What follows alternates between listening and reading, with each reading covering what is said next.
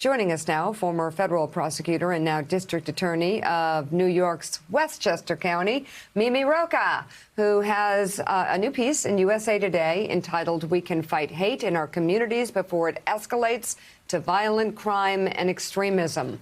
Also with a state attorney for Palm Beach County, Dave Aronberg. Mimi, let's start from reading from your USA Today piece, and in it you write this. As a nation, we must engage in a comprehensive approach to hate, bigotry, and domestic terrorism that includes holding accountable those responsible for violent acts.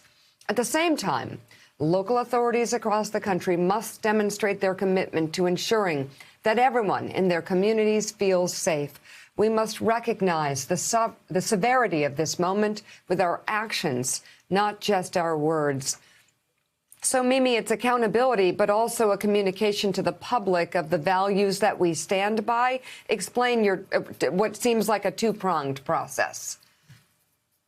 Absolutely, Mika. So, people think about, rightfully so, that when we talk about combating domestic terrorism, violent extremism, we think about the FBI, federal prosecutors, national federal agencies, and we absolutely should, and that is why the FBI has been speaking out about this and talking about the rising threat of domestic violent extremism.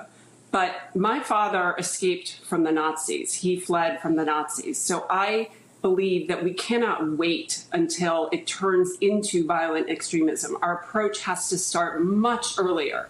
Obviously, education and outreach, fighting hate crimes, but it has to start at the local level in our communities, making sure that we're being proactive in dealing with even the smallest incidents that we refer to as bias incidents. Don't let them fester. Don't let them grow.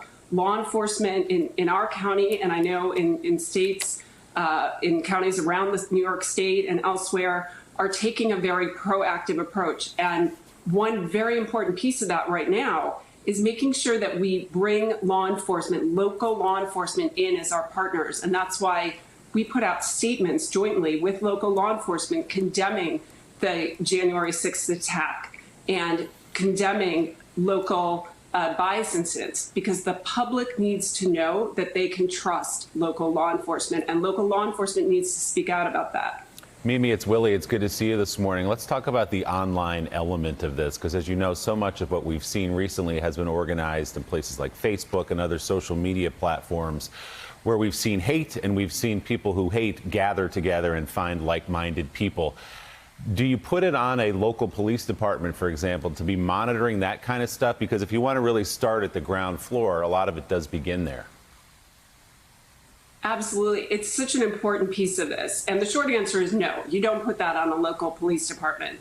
But depending on the jurisdiction, I mean, here, this is something that's been part of our approach that just in the past couple of weeks. I mean, remember, my first week in office here, we were watching the attack on the Capitol on January 6th.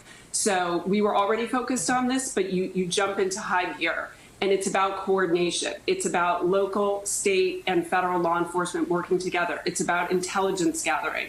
It's why we will embed an analyst from our office on the Joint Terrorism Task Force of the FBI, assuming I can get funding for that. These are the kinds of approaches that law enforcement need to take to both behind the scenes, but also put a very public face on this. We need to shine a light on this. We need to let people know that, for example, the Patriot Front was putting up stickers all across Westchester County very strategically. Those are early signs that you have people in the community that want to stoke division and intimidate people in our community. And we have to show that we take that seriously, even if it doesn't quite rise to the level of a prosecutable crime. We're going to gather the intelligence. We're going to now be able to look online, monitor social media accounts where appropriate. Obviously need to respect the First Amendment, but this is a basic investigative and security tool at this point. Hey, thanks so much for watching our YouTube channel. You can follow up on today's top stories and breaking news, or catch up on your favorite MSNBC shows all in one place. Download the NBC News app today.